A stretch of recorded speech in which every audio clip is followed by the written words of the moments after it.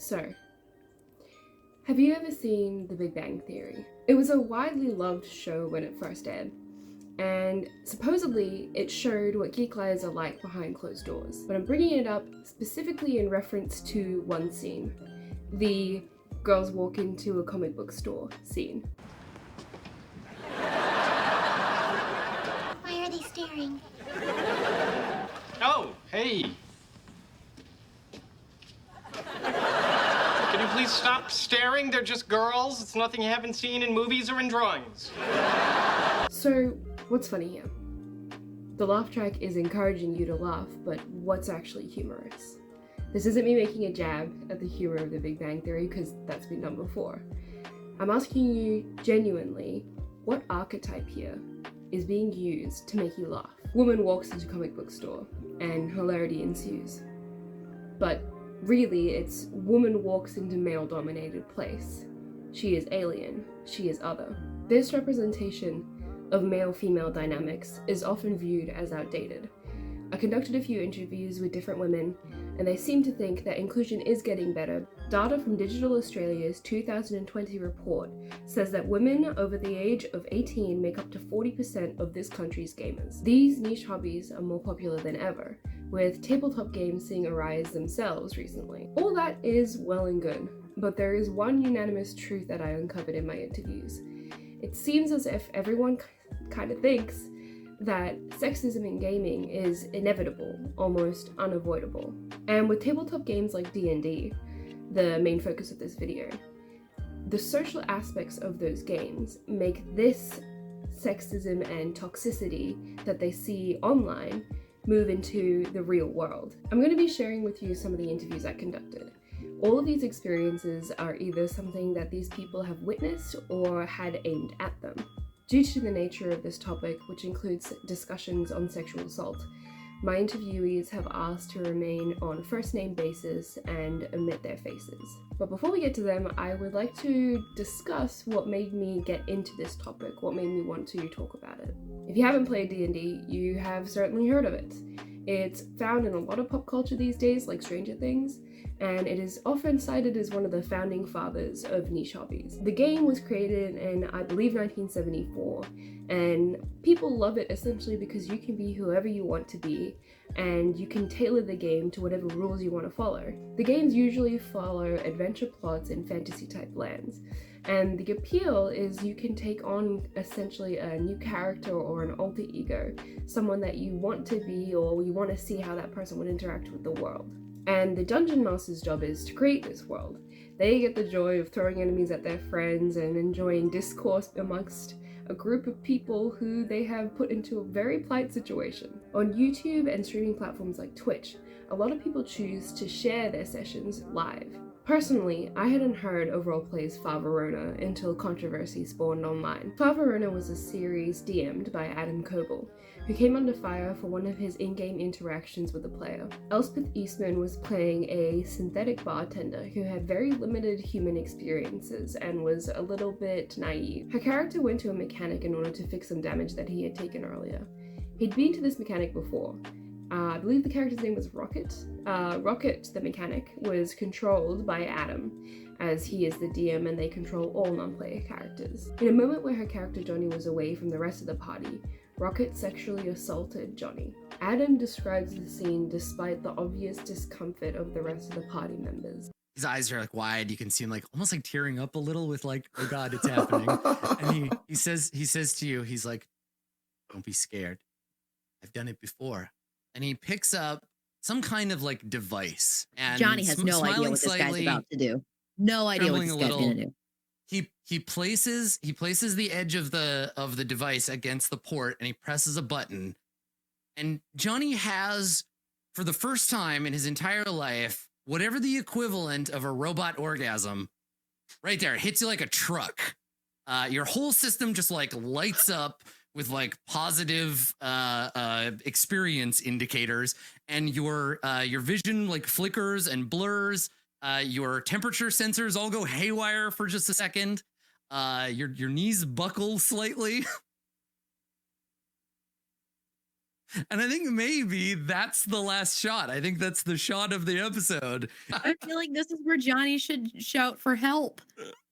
He's just been Yes, violated. Yes, please. Let me Listen. kill this creep. But he didn't. He thought he was gonna fix him. Well, Not give an orgasm. Jesus Christ. All right. So that happened, I guess. It becomes evident that nobody wanted the scene to go this way, and they were uncomfortable with what was happening to Johnny in-game. This moment was described by fans as extremely awkward and uncomfortable. Elspeth went on to comment about the interaction later. Adam decides that somehow the perfect time for his NPC Rocket to start hitting on Johnny. Then seeing Rocket's disappointment, he says, "Hey, I'm down for new adventures." What does that mean to Johnny? Definitely not what happened next, which was getting an orgasm plugged into his sockets with some device that Rocket claims he's used many times. I wanted Johnny to be able to say no to more people, including his friends. Then Adam ends the episode there, leaving no room for Johnny to refuse or even just punch Rocket for violating his space. I messaged Adam saying that this was not what I envisioned for Johnny. He apologized for misreading my intent. I'm not sure how one could misread the intent to get fixed up as, let's give this guy an orgasm, but it happened despite the red flags anyway. Adam continues to say that the game mechanics were not properly in place and that as a group, we should have discussed this prior to starting the show. Sure, that's a good idea in hindsight, but if you need to have a talk with your cast beforehand that you're planning on introducing a sexual predator NPC to one of their characters, I guarantee you, not one person would be okay with that, especially not in front of hundreds of people. The Favrona series ended up ending early. Later on, Adam would deny that this was his intent, but did admit that further discussions should have happened about what is and isn't appropriate at the gaming table. We're no stranger to difficult situations. They come up in role-playing. Sometimes role-playing gets intense or difficult, or someone narrates something that didn't land the way that they had anticipated. Usually, when something like that happens, we have the opportunity to discuss it. For whatever reason, we didn't put any safety measures in place to prevent that discomfort while it was occurring. The way that scene in Favrona shook out left the cast feeling uncomfortable with continuing. For me, the biggest takeaway is that I wanted to apologize specifically for missing that integral step. Many viewers were quite divided. Some thought that this was a cringy, weird situation that shouldn't have happened and was inappropriate, while others thought that Adam shouldn't have to dive away from these types of conversations, and that people were being too sensitive, essentially. This made me wonder what kind of interactions were going on behind closed doors. Is this a common theme in D&D? These stereotypes about inappropriate behavior in gaming must have a foundation somewhere. So let's get into some of the interviews. The first person that I interviewed was Tabitha, who has played D&D for quite a while with a multitude of different groups. It's been going for quite a while with the regular group, which has been really good. So I play a female half-elf, half-human rogue type. Did the idea of playing with stranger males kind of put you off reaching out to strangers in general? There was definitely a factor in it, and I think there was a factor of the other way as well, is that I was very, I think, self-aware and self-conscious that I didn't want to go into a group and just be like, I don't know what I'm doing, it's now someone's responsibility to teach me and like have that dynamic there. I didn't want someone to handhold me, and I felt that as what I was worried about is being, the only female in the room and that being the experience, because I was like, that's not what I want. I want a level playing field. I just don't know what I'm doing. I had a really interesting conversation with someone the other day who I was like, it was a male that I know, and I was talking about a dice shop that's in the local area, and I was like, I really want to go and visit. And they said, oh, well, do you think that's a good idea, or something to that extent? And I was like, oh, well, why not? And they were like, it was just like, well, they might treat you a bit differently, or it might be a bit weird. And I was like, well, why? Like, have you heard bad things about that? And he was like, no, I haven't heard anything, but I just figured it probably will. And I was like, it's like a strange assumption, and it's one that I feel like I have myself. Like, I don't know if it's because it's a very typically like male-dominated hobby, or it's just got an association with that it's like it's got this reputation. There's definitely that worry that if I go into a space that there will be a problem. A lot of the people I interviewed seem to think that if they haven't seen these things or they haven't had these things directed at them, they were lucky. To jump to another source that I talked to, Ash is another player who has done a lot of sessions of D&D as well as LARPing, which is live action role playing. And she has gone to one of these dice stores, but her experience was quite a bit more negative. Let's see, so I started playing, so it would have been about maybe 6 or 7 years ago. I've also experienced the walking into a game store and it feels like something that would only happen in movies, but walking in and then having everyone stop and stare, you would be like, holy shit, there's a girl here. I walked into this Warhammer themed shop. I was in there with my partner that day, and this guy came up to us who worked at the store, and I was asking him questions about this army because we were about to do a Warhammer themed D&D game. And he just completely ignored me. I may as well have not been standing there, because if I asked him a question, he just flat out ignored me. But my partner standing directly next to me asked the same question, and he answered his questions. Literally, my partner would repeat the question that I said word for word, and this guy would answer him, but not me. What do you get out of that? This was an employee, you know? And the sad thing is, apparently this guy is known for it. When I mentioned it to some people at another gaming store, they went, oh, it was this dude? And I was like, yeah, how'd you know? It's he's done that before. And I'm like, great. I have had a friend that she went into a gaming shop that's sort of D&D and extra hobbies. I think some Warhammer painting and that sort of stuff with her partner. And she said that everyone was very friendly, but to a too much extent, you know.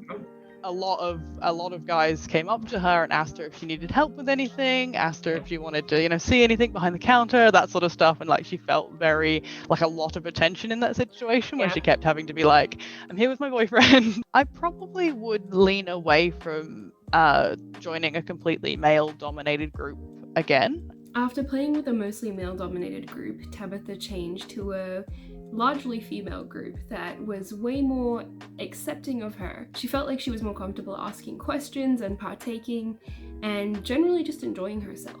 It's been really good to I feel more at ease. I felt more able to ask questions. I don't feel as bad about myself for not remembering things or for having to ask the same thing every game. How do I make an attack again? Yeah. It's come up with family or anything like that. They're very accepting of that, whereas I feel like in the past it might have been a bit more of a, oh, you're letting us down kind of thing. I asked Tabitha if she could ideally say something to male players who have made her feel uncomfortable. What would she say? Just don't be weird. Don't be weird about it. And so I guess just an openness to conversation about things, a willingness to sort of, you know, take other people's perspectives. So I think that's important in any D&D game. The next two interviews discuss elements of sexual assault, so viewer discretion is advised. Another one of my sources was Philip, who has also been playing D&D for quite a while. So I've probably been playing D&D 3-4 years. Probably been DMing for maybe 2 and a bit years now. What forms of sexual harassment or gatekeeping or toxic behavior in general have you witnessed while playing D&D? There's too much to mention. I think the earliest one I saw was a much older DM who felt that he was a male, felt that he knew everything and that the players knew nothing. He often talked about players like they were stupid. And so there was a lot of belittling from the DM, and it was most notably towards the women at the table. The game after that had a dungeon master it started to become more apparent that he had very specific views on women. He was very much a misogynist, unfortunately. Whilst it wasn't always direct, there would just be little side comments, and we'd sort of look and be like, dude, that's not really okay to say.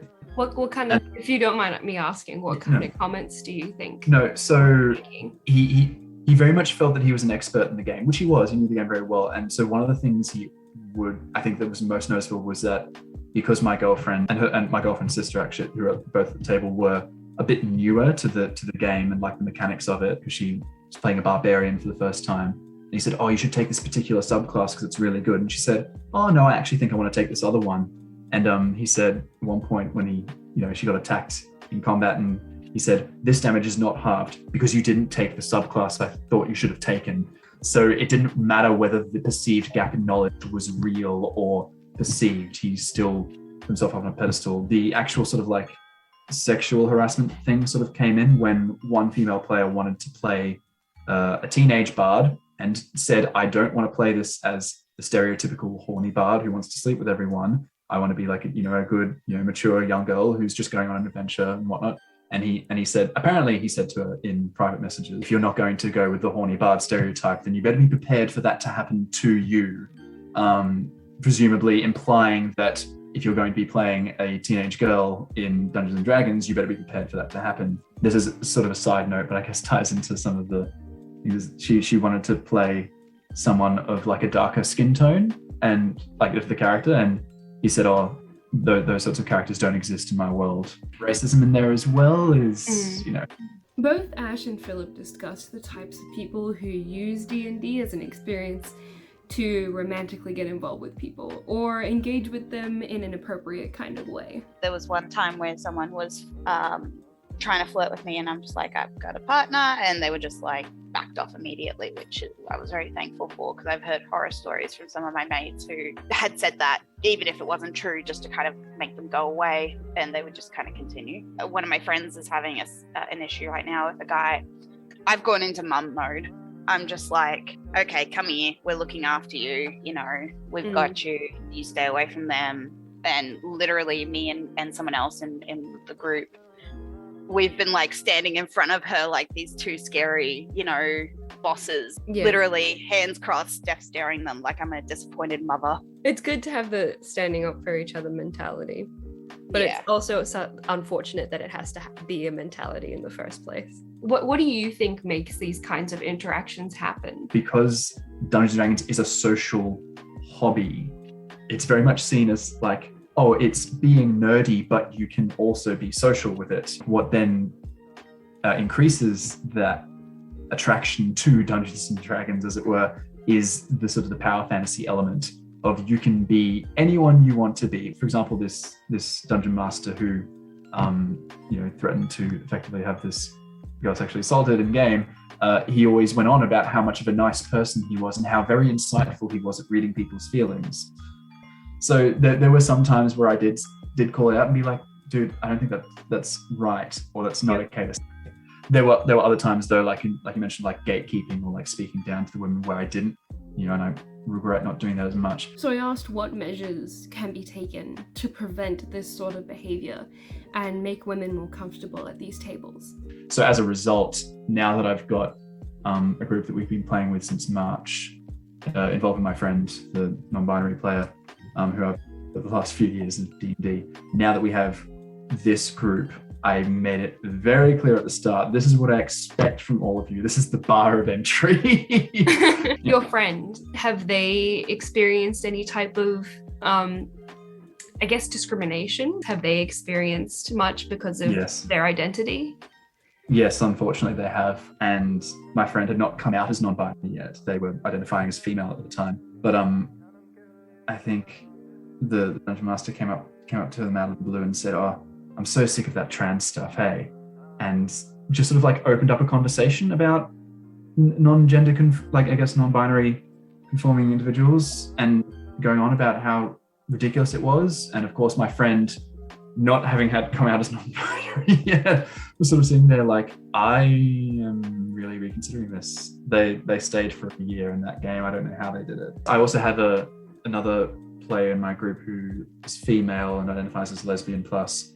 And I think I asked her before about some of the games she's been in. She said, yeah, I've definitely been in a few games which are just boys clubs. I think now that I've had those 2 years of bad D&D, the last thing I want to be is that guy, Yeah. So I think as well, like having people close to me who have experienced those terrible encounters has made me more aware of, I guess, how much of a problem it can be as well. So I interviewed Cameron, who has played D&D since the 80s, quite a long time.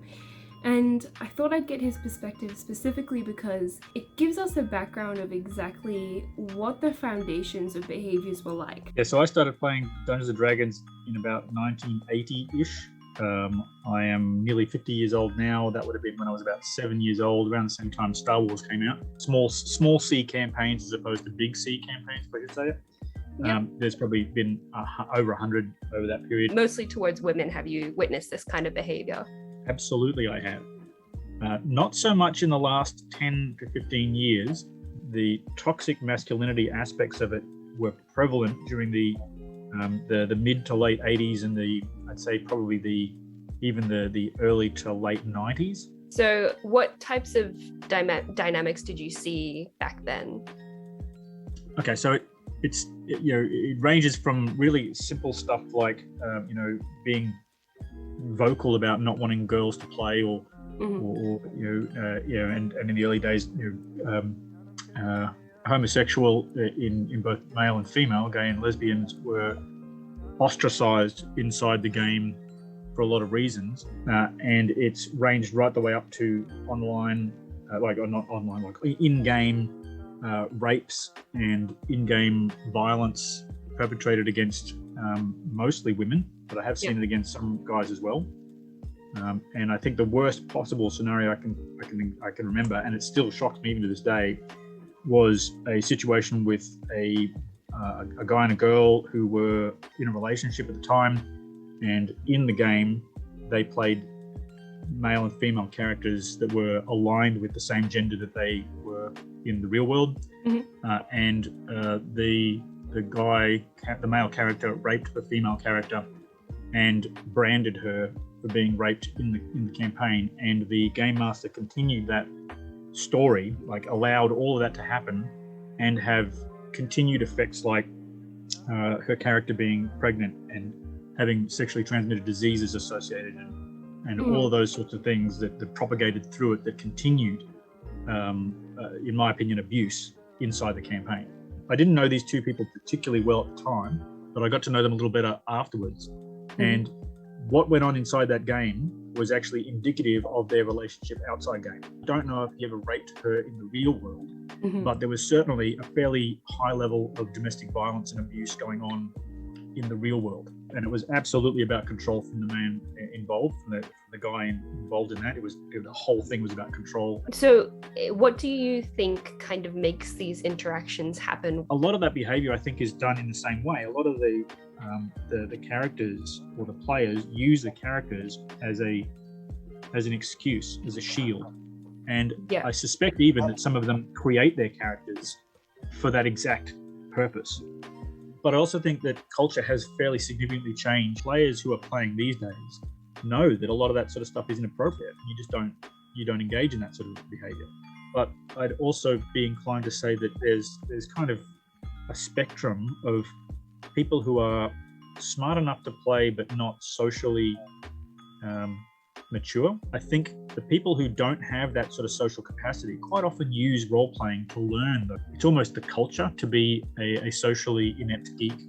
Cameron's exactly right here. It is the culture. It is a space for people who are a little different. It is a space for people who aren't socially the most understood and accepted. When I first wanted to write this article, I made a post in a Facebook group, a Brisbane-based D&D Facebook group, asking for sources, and a lot of people said that I was looking for a problem where there was none. But by the amount of direct messages I got from female players who wanted to share their stories but were uncomfortable commenting publicly because of the backlash that they saw I faced, I think the amount of people that contacted me proves that this is an issue. And a lot of people have stories like these. That's not to say that D&D is a place where you will always find this type of discrimination. Just because something is a niche hobby or is a geeky hobby doesn't mean that you're always going to find creeps. I don't want to discourage anyone from playing D&D. It is a really fun game and a great way to spend time with your friends. But I do want to draw light to why a lot of women can be wary when it comes to these types of spaces. Women are worn down, but the strength in them is that they enjoy their hobbies anyway. And they find men who are fantastic, great players, really understanding, and can adjust to women in their spaces. So I guess if we want to make a conclusion from all the interviews I did, I would summarize it as the following. D&D was founded on a basis of men entertaining other men, and didn't really create much space for female players.